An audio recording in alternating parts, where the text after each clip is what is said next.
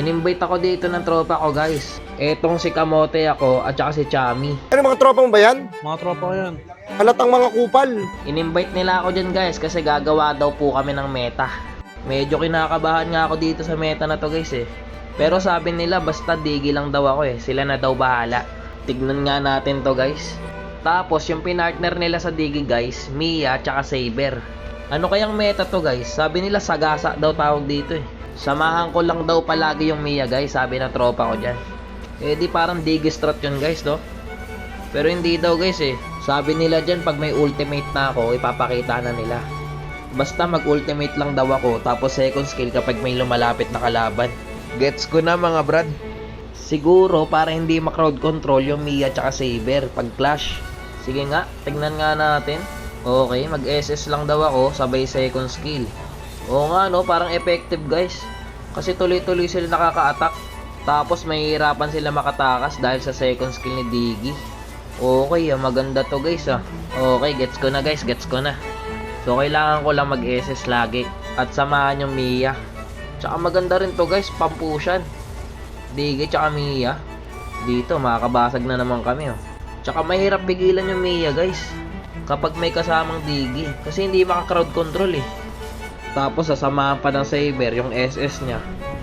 Wala talagang makakapigil nun. Kaya pala pinagdigi nila ako para tuloy-tuloy lang sila maka-attack.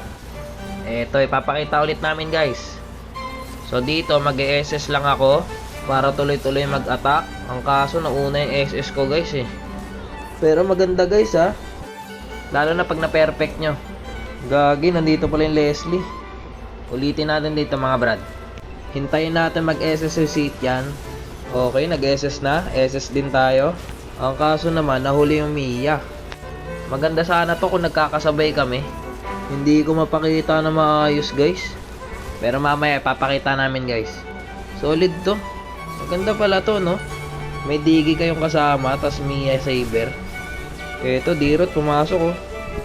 Ako po, buti may SS siya. Wait lang, magkaka-SS ako mga brad. Gagi, ang ganda nga guys. Kasi hindi mapigilan yung Mia eh. Anong tawag sa strat na to? Sagasa strat. Last na to pre ah, yung strat na to. Hayop na yan. Wala akong nakita. Maganda yung combination guys. Mia, Diggy, tsaka Saber. Ang kaso hindi namin magawa. Pero lamang kami dyan guys oh.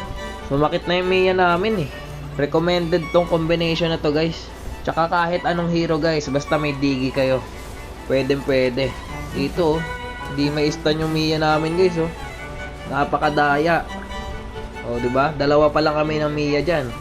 Eh paano kung may Saber pa? Gagi, endable na ata guys. Sinaglit lang oh, 9 minutes.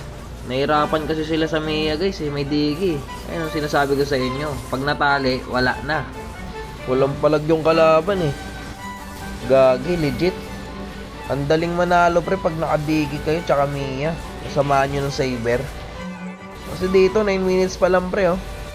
Sinaglit nang namin sila. Maganda tong strat na to guys. Ang kaso hindi namin masyado napakita. Tignan nyo yung naging standing ng Mia dyan guys. 15-0. Bale, ang kailangan dito po protektahan nyo yung Mia nyo eh. What? What?